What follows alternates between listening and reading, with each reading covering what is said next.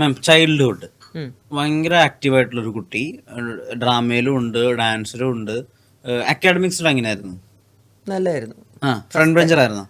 ഫസ്റ്റാണ് mostly ഞങ്ങൾ ആദ്യം അച്ഛൻ കുവൈറ്റിലായിരുന്നു ജോലി. ആ സമയത്ത് ഞാനും എൻ്റെ മൂന്നാമത്തെ ഏട്ടനുമായിരുന്നു കൂടുതലും അച്ഛൻ്റെ അമ്മയുടെയും കൂടെ കുവൈറ്റിൽ. അപ്പോൾ സ്റ്റാർട്ടിങ് ഓഫ് സ്കൂൾ എനിക്ക് അവിടെയായിരുന്നു, കുവൈറ്റിലായിരുന്നു. അതെ, അപ്പോൾ അവിടെ പഠിച്ചിട്ട് സെക്കൻഡ് സ്റ്റാൻഡേർഡിലാണ് ഞാൻ ബോംബെയിൽ വന്ന് തുടങ്ങിയത് ക്ലാസ്സസ്. അതിന് മുമ്പിലത്തെ അപ് ടു ഫസ്റ്റ് സ്റ്റാൻഡേർഡ് ഞാൻ കുവൈറ്റിലാണ് പഠിച്ചത്. എൻ്റെ മൂന്നാമത്തെ ഏട്ടനും കുവൈറ്റ് സിറ്റിസൺ ആണ്, അവിടെയാണ് ജനിച്ചത്. അതെ, അപ്പോൾ എൻ്റെ ഏറ്റവും മൂത്ത 2 ചേട്ടന്മാർ ദേവർ ഇൻ ബോംബെ, എൻ്റെ അമ്മയുടെ അച്ഛൻ്റെ അമ്മയുടെ കൂടെ. സോ മോസ്റ്റ്ലി വെക്കേഷനിൽ അവർ കുവൈറ്റ് വരുമായിരുന്നു. ആൻഡ് അങ്ങനെ സോ അത് കഴിഞ്ഞിട്ടാണ് 70s പിന്നെ ഞങ്ങൾ തിരിച്ച് ബോംബെ വന്നു. അതിനുശേഷം സെക്കൻഡ് സ്റ്റാൻഡേർഡ് മുതൽ ഞാൻ അവിടെ ബോംബെയിലായിരുന്നു പഠിച്ചത്. Okay okay. അപ്പൊ ഹിന്ദി പടങ്ങളും ഹിന്ദി സ്റ്റാർസ് ആ വേൾഡ് വരുന്ന സിനിമയ്ക്കുള്ള എക്സ്പോഷർ എന്ന് പറയുമ്പോൾ ശരിയാണ്, നമുക്ക് കുവൈറ്റിലൊന്നും ഹിന്ദി ഒന്നും അപ്പോൾ പഠിച്ചിട്ടില്ല. സോ അപ്പോൾ ജസ്റ്റ് ഫസ്റ്റ് സ്റ്റാൻഡേർഡ് വരെ ഉള്ള സ്ഥിരം അപ്പുറത്തെ ഒരു സിലബസ് ഒക്കെ ആയിരുന്നു. അതിനുശേഷം സെക്കൻഡ് സ്റ്റാൻഡേർഡ് മുതൽ നാച്ചുറലി പിന്നെ ഹിന്ദിയിൽ ഒക്കെ ഉണ്ടായിരുന്നു. ഹിന്ദി, മറാഠി എല്ലാം ലാംഗ്വേജസും വരാൻ തുടങ്ങി. മറാഠി അറിയാം, പക്ഷെ ആക്ച്വലി കുറച്ചൊക്കെ ഇപ്പൊ മറന്നുപോയി. ഇത് കേൾക്കുമ്പോ പക്ക അറിയാം, സംസാരിക്കുമ്പോ നമുക്ക് കൺഫ്യൂഷൻ വരും, കാരണം അത് ടച്ച് ഇല്ല. പക്ഷെ ഞങ്ങൾക്ക് ഹിന്ദി, മറാഠി എല്ലാം അപ് ടു 10th, ഞാൻ 12th വരെ അവിടെ ആയിരുന്നു കംപ്ലീറ്റ് ചെയ്തത്. പിന്നെ അതിനുശേഷം ഫസ്റ്റ് ഇയർ വരെ കോളേജിലായിരുന്നു. പിന്നെ അതിനുശേഷം കറസ്പോണ്ടൻസാണ് ചെയ്തത്, ബിക്കോസ് അപ്പോഴത്തേക്ക് മൂവീസിൽ വന്നു. അപ്പോൾ അങ്ങനെയാണ് ആ സമയത്ത് എൻ്റെ സ്കൂൾ പ്രിൻസിപ്പളിൻ്റെ ഗുരുവായിരുന്നു ഞങ്ങളുടെ കോളേജ് പ്രിൻസിപ്പൽ. അപ്പോൾ സാർ വന്നിട്ട് എന്നെയും കൊണ്ട് സാറിനെ മറ്റേ കോളേജ് പ്രിൻസിപ്പലിനെ കാണാൻ പോയി. എന്നിട്ട് സാറിൻ്റെ അടുത്ത് പെർമിഷൻ ചോദിക്കുന്നു, അവൾക്ക് ഇത് കൊടുക്കണം, എന്താ പറയുക, അറ്റൻഡൻസ് ഒക്കെ കൊടുക്കണം, അല്ലെങ്കിൽ പിന്നെ എക്സാം എഴുതാൻ ബുദ്ധിമുട്ടായിരിക്കും, because she is meant for art എന്ന ലൈനിലൊക്കെ സാറായിരുന്നു കൂടുതൽ അതിന് എനിക്ക് പ്രൊമോട്ട് ചെയ്തതൊക്കെ. സോ അങ്ങനെ ആ college principal 1 year he gave me the attendance. പിന്നെ ലാസ്റ്റ് ഇയർ ഒക്കെ ആകുമ്പോഴേക്കും ഇറ്റ് വാസ് ഡിഫിക്കൾട്ട്. ഞാൻ തന്നെ പിന്നെ എനിക്ക് ഒരു ഇതായിപ്പോയി, കോളേജിൽ പോവാതെ അറ്റൻഡൻസ് ഇല്ലാതെ. സോ ദെൻ കറസ്പോണ്ടൻസിൽ ഞാൻ കംപ്ലീറ്റ് ചെയ്തു എൻ്റെ BA. ഈ ചെറുപ്പം തൊട്ട് നമ്മളിപ്പോ ആ സമയത്ത് മാമിന്റെ സിനിമകളുടെ ക്യാരക്ടേഴ്സിനെ കാണുമ്പോൾ അടക്കം ഒതുക്കമുള്ള ആളായിരുന്നു. ലൈഫിൽ ഭയങ്കര അടക്കം ഒതുക്കമുള്ള കുട്ടിയായിരുന്നോ?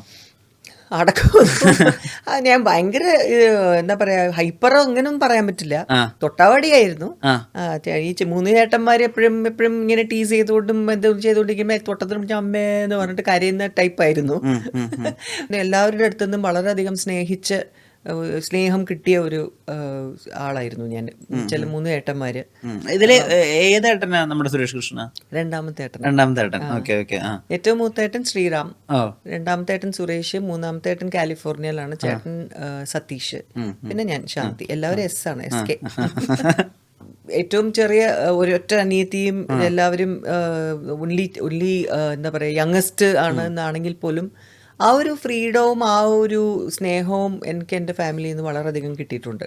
സോ ഒരു വിധത്തിൽ I was A little spoiled എന്ന് പറയാം. But at the same time അമ്മ കുറച്ച് സ്ട്രിക്റ്റ് തന്നെയായിരുന്നു. ഇൻ ദ സെൻസ് അമ്മയുടെ ഒരു വാക്ക് ഇപ്പോഴും ഞങ്ങൾ എല്ലാവരും ഫോളോ ചെയ്യുന്ന ഒരു സംഭവമാണ്, ഞങ്ങളുടെ മക്കൾക്കും പറഞ്ഞു കൊടുക്കുന്ന ഒരു സംഭവമാണ്. എന്തുണ്ടെങ്കിലും ഗുഡ് ഓർ ബാഡ് ഞാനാണ് ആദ്യം അറിയേണ്ടത്. You have to come and talk to me. അത് കഴിഞ്ഞിട്ടേ ഉള്ളൂ ബാക്കി എവിടെന്നെങ്കിലും ഒക്കെ ഞാൻ അറിഞ്ഞു കഴിഞ്ഞാൽ അത് ഭയങ്കരമായിട്ട് എന്നെ ഹേർട്ട് ചെയ്യും. അപ്പോൾ അതിനെക്കാട്ടിലും ഭേദം നിങ്ങൾ either way good or bad എന്താണെങ്കിലും എൻ്റെ അടുത്ത് വന്ന് സംസാരിക്കണം, എൻ്റെ അടുത്ത് വന്ന് പറയണം. എനിക്ക് ഫസ്റ്റ് എന്തുണ്ടെങ്കിലും നിങ്ങളുടെ വായിന്ന് കേൾക്കണം. ഇത് തന്നെയാണ് ഞാൻ എൻ്റെ മക്കളുടെ അടുത്തും ഒക്കെ പറയുന്നത്. സോ അതുകൊണ്ട് ഇപ്പോഴും I have got very good communication with my children. അവരെപ്പോഴും എന്തും അവരെൻ്റെ അടുത്ത് വന്ന് ആദ്യം സംസാരിക്കുന്നതും ഞങ്ങൾ തമ്മിൽ ഒരു കോൺഫറൻസ് കോൾ പോലെയൊക്കെ, കാരണം അവർ 2 പേരും അവിടെയാണ്. അപ്പം ഞങ്ങൾ ഫേസ് ടൈമിലോ അല്ലെങ്കിൽ അത് ഇട്ടിട്ട്, അവൾ വേറെ സ്ഥലത്താണ്, റോച്ചസ്റ്ററിലാണ്. അപ്പോൾ മോൾ അവിടെ നിന്ന്, മോൻ ന്യൂയോർക്കിലും ഞാൻ ഇവിടെയും ആവുമ്പോൾ കോൺഫറൻസ് ആയിട്ട് കോളൊക്കെ ഇട്ടിട്ട് ഞങ്ങൾ അങ്ങനെയൊക്കെ സംസാരിച്ച് എന്തെങ്കിലും കാര്യം ഉണ്ടെങ്കിലും പോലെ അതെ അതുപോലെയൊക്കെ. സോ അങ്ങനെ ഒരു അറ്റാച്ച്മെന്റ് ആണ് എനിക്ക്. അത് I think I got it from my parents. കാരണം അവരെന്തായാലും ഞങ്ങൾക്ക് ഒരിക്കലും ഒരു പേടിയില്ലായിരുന്നു പാരൻസിനോട് പോയി എന്തെങ്കിലും കാര്യം പറയാനും സംസാരിക്കാനും. ആ ഒരു ഫ്രീഡം ഞങ്ങൾക്ക് ഉണ്ടായിരുന്നത് കൊണ്ട് എന്തും പറയാൻ പറ്റുമായിരുന്നു. സിബ്ലിങ്സ് എന്ന് പറയുമ്പോഴേ ഈ അതിൽ സുരേഷ് കൃഷ്ണയ്ക്ക് അപ്പം അന്ന് തൊട്ടേ സിനിമ ഇൻട്രസ്റ്റ് ഭയങ്കരമായിരുന്നു. ചേട്ടന് ഭയങ്കര ക്രേസ് ആയിരുന്നു ഡയറക്ഷനോടും. Into the film field എന്നായിരുന്നു ചേട്ടൻ ആദ്യം തന്നെ. അതാണ് first he was in Prasad പ്രൊഡക്ഷൻസിലായിരുന്നു. പ്രസാദ് പ്രൊഡക്ഷൻസിൽ ആദ്യം അക്കൗണ്ടന്റ് ആയിട്ടാണ് പോയത്. പക്ഷെ ചേട്ടന് അതൊന്നും അല്ലായിരുന്നു, എങ്ങനെയെങ്കിലും പ്രൊഡക്ഷൻസിൽ കയറണം എന്നായിരുന്നു ആദ്യം. അതുകൊണ്ട് ഇവൻ he got A job he went in. പക്ഷെ പിന്നെ പ്രസാദ് ജിയുടെ അടുത്ത് സംസാരിക്കും, പിന്നെ ഇടയ്ക്ക് വെച്ചിട്ട് അവന് പിന്നെ ചേട്ടന് ഹിന്ദിയും ഒക്കെ അറിയായിരുന്നല്ലോ. സോ അങ്ങനെ പോയി. പിന്നെ ചേട്ടൻ ഭയങ്കര എന്റർപ്രൈസിങ് ആണ്, ഭയങ്കര എന്താ പറയാ, സംസാരിക്കാനൊക്കെ നന്നായിട്ട് എല്ലാവരായിട്ട് മിങ്കിൾ ചെയ്യും. അപ്പൊ ചേട്ടന് ആർക്കും ഇഷ്ടപ്പെടും.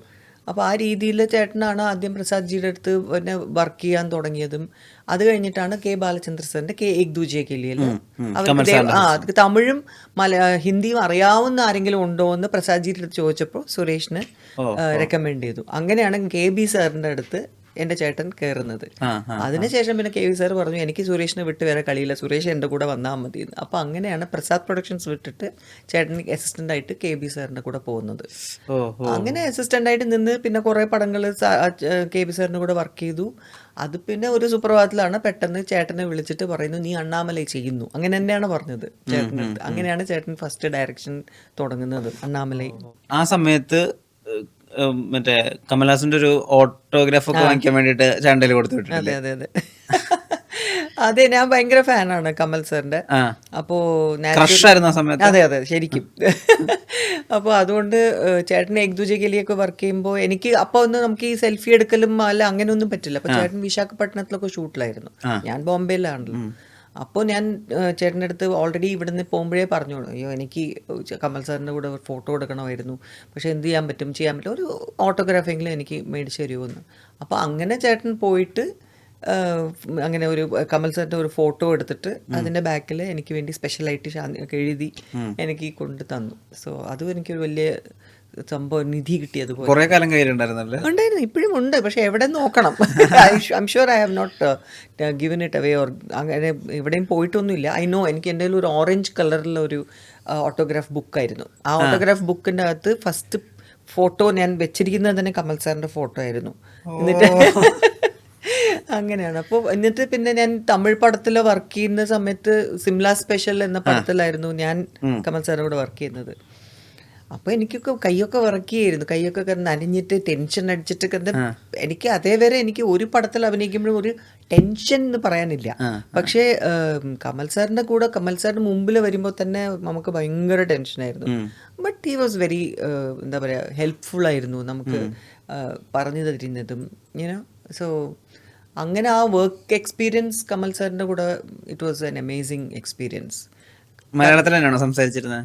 ഇല്ല, സാറിന്റെ കൂടെ തമിഴാണ്. ഞാൻ തമിഴല്ലേ സംസാരിക്കുന്നത്. പക്ഷെ എന്നാലും നമുക്ക് അങ്ങനെ ഹി വോണ്ട് ഓവറായിട്ട് നമ്മുടെ അടുത്തൊക്കെ ഒന്നും അങ്ങനെ സംസാരിക്കൊന്നുമില്ല. ഞങ്ങൾക്ക് അങ്ങോട്ട് അപ്രോച്ച് ചെയ്യാൻ തന്നെ ഒരു പേടിയായിരുന്നു. എസ് വി ശേഖർ സാർ അങ്ങനെയല്ല, ഹി വാസ് ലൈക്ക് ടോട്ടലി ഭയങ്കര പാലിയാണ്, ഒരുപാട് തമാശ ഒക്കെ പറഞ്ഞ ആ രീതിയിലാണ്. അപ്പൊ അതില് രണ്ടുപേരും എന്റെ ബ്രദേഴ്സ് ആണല്ലോ, ആ പടം കണ്ടിട്ടുണ്ടെങ്കിൽ മനസ്സിലാവും. ബ്രദേഴ്സ് ഇൻ ദ സെൻസ് എന്റെ ബ്രദറിന്റെ ഏറ്റവും ക്ലോസ് ഫ്രണ്ട് ആണ് Kamal. More than A brother ആണ് എന്റെ അടുത്തുള്ള ഫ്രീഡം കമൽ സാറിന് ആ ക്യാരക്ടർ ആയിരുന്നല്ലോ. അങ്ങനെയായിരുന്നു. അപ്പൊ അതിലൊരു ഷോട്ട് ഉണ്ട്, അടിക്കുന്ന ഒരു ഷോട്ട് ഉണ്ട്, കമൽ സാറിനെ അടിക്കണം, എന്തോ ദേഷ്യം വന്നിട്ട് ഇങ്ങനെ. അപ്പോൾ എനിക്ക് പേടിയായിപ്പോയി, അത് അടിക്കണം എന്ന് പറഞ്ഞപ്പോൾ എൻ്റെ അടുത്ത് പറഞ്ഞു ഒന്ന് കൊള്ളു കേട്ടോ ഇങ്ങനെ ഇവിടെ, കാരണം അല്ലെങ്കിൽ റിയാക്ട് ചെയ്യാൻ പറ്റില്ല എന്ന് പറഞ്ഞു. അപ്പോൾ എനിക്ക് ടെൻഷനായി, ഇങ്ങനെ അടിക്കുമ്പോൾ നമുക്ക് വേദനിക്കത്തില്ലേ, പക്ഷെ കമൽ സാറല്ലേ പറയുന്നത്, നമുക്ക് ശരി എന്നൊക്കെ പറഞ്ഞ് ഇങ്ങനെ ആയിരുന്നു. അപ്പോൾ എന്നിട്ട് ഇങ്ങനെ ഡിസ്റ്റൻസ് ഒക്കെ നോക്കിയൊക്കെ വെച്ച് ഇങ്ങനെ, എനിക്കിതിനെ കുറിച്ചൊന്നും അറിയില്ല എന്താ ചെയ്യാൻ, ഡിസ്റ്റൻസ് ഒക്കെ നോക്കിയിട്ട് തന്നെ. അപ്പോൾ ഷോർട്ട് ആക്ഷൻ എന്ന് പറഞ്ഞു. അപ്പോൾ ഇങ്ങനെ അടിച്ചപ്പോൾ എനിക്ക് ഫീൽ ചെയ്ത് ഇത്രയേ ഉള്ളൂ. അതായത് നമ്മൾ ടച്ച് ചെയ്തു നമുക്ക് മനസ്സിലാവുമ്പോഴാണ് നമ്മൾ റിയാക്ട് ചെയ്യുന്നത്. അപ്പൊ ടച്ചും ചെയ്യുന്നുണ്ട്, നമ്മൾ റിയാക്ഷനും കറക്റ്റ് ആണ്, കാരണം കറക്റ്റ് ടൈമിങ്ങും കറക്റ്റ് ആണ്. പക്ഷെ അത്രയും ഫോഴ്സ് കാണിക്കുന്നുണ്ടെങ്കിലും ടച്ച് ചെയ്തത് ഇത്രയേ ഉള്ളൂ. ആ റിയാക്ഷൻ, ആ ഒരു the way he did it, അപ്പൊ തൊട്ട് എനിക്ക് അയ്യോ ഇങ്ങനെയും സംഭവം ഉണ്ടല്ലേ എന്ന്. അപ്പൊ എന്താ വേദനിച്ചോ എന്ന് പറഞ്ഞാൽ ഇല്ല സാർ. അപ്പോൾ അതാണ് കറക്റ്റ്, അതാണ് കമൽ സർ. സോ അതുപോലെ നമുക്ക് കുറേ കാര്യങ്ങൾ പഠിക്കാൻ പറ്റുമായിരുന്നു. I use to watch him, എങ്ങനെയാണ് ചെയ്തത്, the way he use to work. അതൊക്കെയാണ് നമ്മൾ ഒരു എന്താ പറയുക ലെജൻഡ് ആയിട്ട് ഒരു ആക്ടർ എന്ന് പറയുന്നത് എന്താണെന്ന് കമൽ സാറിനൊക്കെ കാണുമ്പോഴാണ് മനസ്സിലാവുന്നത്. ഭയങ്കര വൊറേഷ്യസ് ആയിട്ടുള്ള റീഡർ ആയിരുന്നു ചെറുപ്പം തൊട്ട്. ഞാനോ ആ. മൊറീഷ്യസ് റീഡർ ഒന്നും പറയാൻ പറ്റില്ല. ബട്ട് എനിക്ക് കൂടുതൽ ഇഷ്ടം ഫിക്ഷൻ ആയിരുന്നു. ആ കാരണം ഈ വളരെ കട്ടിയായിട്ടുള്ള ബുക്സ് ഒന്നും വായിക്കൊന്നുമില്ല. ബട്ട് എന്തെങ്കിലും ഇൻട്രസ്റ്റിംഗ് ആയിട്ടുള്ള എന്തെങ്കിലും ബുക്സ് ഉണ്ടെങ്കിൽ വായിക്കും. But most of the time fiction ആയിരുന്നു എനിക്കിഷ്ടം. ഇപ്പൊ ഡിറ്റക്റ്റീവ് നോവൽസ് ഇഷ്ടമായിരുന്നു, റൊമാൻറ്റിക് നോവൽസ് ഇഷ്ടമായിരുന്നു. അപ്പൊ ആ ഏജിൽ അതൊക്കെ വായിക്കുമായിരുന്നു. ഗോൺ വിത്ത് ദ വിൻഡ് അങ്ങനെയൊക്കെ. അതുപോലത്തെ പടങ്ങൾ കാണും. റോം കോം പിന്നീട് ഇപ്പോഴും അത് തന്നെയാണ്. എനിക്കും മോൾക്കും ഭയങ്കര ഇഷ്ടമാണ് ഡിറ്റക്റ്റീവ് സംഭവം. ഇൻഫാക്ട് മോനും ഞങ്ങളെല്ലാം ഒരുമിച്ച് കാണുന്ന ചിലപ്പോൾ അങ്ങനത്തെ വെബ് സീരീസ് ആയിരിക്കും. സംതിങ് അങ്ങനത്തെ സംഭവമൊക്കെ ഉണ്ടാവില്ലേ. പിന്നെ മിസ്റ്ററി, ഡെക്സ്റ്റർ, അതുപോലെ So it's fun because നമുക്ക് ഗസ് ചെയ്യാലോ. We will also get involved. ഇപ്പൊ ചുമ്മാ ഒരു കോമഡി പടം മാത്രം വല്ലപ്പോഴും അതും കാണും. പക്ഷെ എന്നാലും വെറും കോമഡി പടം മാത്രം കാണാൻ എനിക്ക് ഇഷ്ടമല്ല. ജസ്റ്റ് ഗോ ഓക്കെ അതിലൊന്നുമില്ലല്ലോ എന്ന് പറഞ്ഞിട്ട്. ചിലപ്പോൾ ചില നല്ല സീരിയസ് പടമാണെങ്കിലും ഇപ്പൊ ഇൻഫാക്ട് ലേറ്റസ്റ്റ് ഞാൻ കണ്ടത് നമ്മുടെ F1 ആണ്. I don't know whether you saw it. Brad പിറ്റിന്റെ. Oh my God, I just love that movie. ശരിക്കും അത് ഫോർമുല ആണ്, മറ്റേ കാർ റേസിംഗ് ആണ് എന്നൊക്കെ ആദ്യം വിചാരിച്ചു. അത് നമുക്ക് ഇഷ്ടാവോ, പക്ഷേ it was such A beautiful. നിങ്ങൾ കണ്ടതാണോ? എനിക്ക് ഭയങ്കരമായിട്ട് ഇഷ്ടപ്പെട്ടു. അതാ പറഞ്ഞ I like thriller movies also. ഇപ്പൊ മിഷൻ ഇമ്പോസിബിൾ പോലൊക്കെ പടങ്ങൾ, ടോം ക്രൂസിന്റെ പടങ്ങൾ. അത് കൊച്ചിലെ മുതൽ പിള്ളേരും അങ്ങനെ ആയതുകൊണ്ട് ഹിന്ദിയും ഇംഗ്ലീഷും ഇൻഫ്ലുവൻസ് ആയിരുന്നു കൂടുതലും. തമിഴ് മലയാളവും ഒക്കെ അച്ഛൻ്റെ അമ്മയുടെ കൂടെ ഏതെങ്കിലും ഒരു ഞായറാഴ്ച അവിടെ വരുന്ന ഒരു പടം ഞങ്ങളെ കൂടെ കൊണ്ടുപോകും. ഞങ്ങൾ എന്നൊക്കെ പറഞ്ഞിട്ടായിരിക്കും കാണാൻ പോകുന്നത്. Because we won't be interested. അന്നൊക്കെ നസീർ സാറിന്റെ ഒക്കെ പടമായിരിക്കും, ശിവാജി ഗണേശൻ സാറിന്റെ പടമായിരിക്കും. ഇപ്പൊ നമ്മൾ ഇതൊന്നും അറിയില്ല എന്താ സംഭവം, ചെറുതായിരിക്കും. പക്ഷെ പിന്നെ വി എന്ന് പറയാൻ പറ്റില്ല, ഞാനായിരുന്നു. എനിക്ക് പിന്നെ ഇഷ്ടമായി തുടങ്ങി പടങ്ങൾ കാണാൻ, സ്റ്റോറി ടൈപ്പ് പടങ്ങൾ കാണാൻ.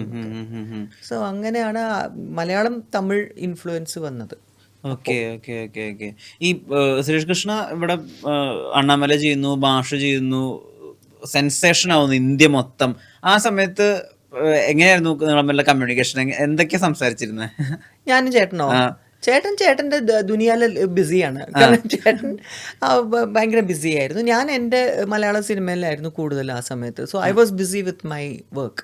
പക്ഷെ ന്യൂസ് ഒക്കെ അറിയായിരുന്നില്ലേ ഇത് ഭയങ്കര ഹിറ്റാണ്, ഇന്ത്യ മൊത്തം കുലുക്കിക്കൊണ്ടിരിക്കുന്ന ഭാഷ?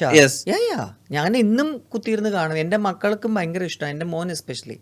ഭാഷ ഇന്നും കാണുന്നവർ നമ്മൾ ഇങ്ങനെ കാണും എന്ന് പറയും. Because it's like an encyclopedia ആൾക്കാർക്ക്. പിന്നെ അതിനുശേഷമാണ് എല്ലാം എന്തുകൊണ്ടെങ്കിലും ഭാഷ എന്നാണ് വെച്ചിട്ടാണ് അവർ അത് ചെയ്യുന്നത്. ഓട്ടോക്കാരൻ പാട്ട് വന്നാലും ആ കാല് കണ്ട അപ്പോൾ ഉടനെ ഒരു ആൾക്കാർക്ക് ഒരു ക്ലാപ്സും. നമ്മൾ അതെപ്പോഴും പറയും, രജനീകാന്തും കമൽഹാസന്റെ പടങ്ങളൊക്കെ നമ്മൾ ഫസ്റ്റ് ഡേ പോയി കാണരുത് എന്ന്. നമുക്ക് വെറും ശബ്ദം മാത്രമല്ലേ കേൾക്കുള്ളൂ ആൾക്കാരുടെ, വിസിലടിയും ശബ്ദവും മറ്റേ കയ്യടിയും ഈ എന്നൊക്കെ പറയുന്നത് മാത്രം. അപ്പോൾ അവരുടെ ഫസ്റ്റ് ഡയലോഗ് ഒരു 4-5 സീനൊക്കെ പോവും, നമ്മളൊന്നും മനസ്സിലാവില്ല. അപ്പോൾ പറയും ഒരിക്കലും നമ്മൾ ഫസ്റ്റ് ഷോ ഒന്നും പോയി കാണരുത് അവരുടെ പടങ്ങൾ, ബിക്കോസ് വി കാണ്ട് അണ്ടർസ്റ്റാൻഡ് വാട്ട്സ് ഗോയിങ് ഓൺ എന്ന് പറയും. എന്നിട്ട് പിന്നെ പ്രിവ്യൂ ഷോ ഒക്കെ പോയി കണ്ടിട്ടുണ്ട് ചേട്ടൻ്റെ പടങ്ങളുടെ.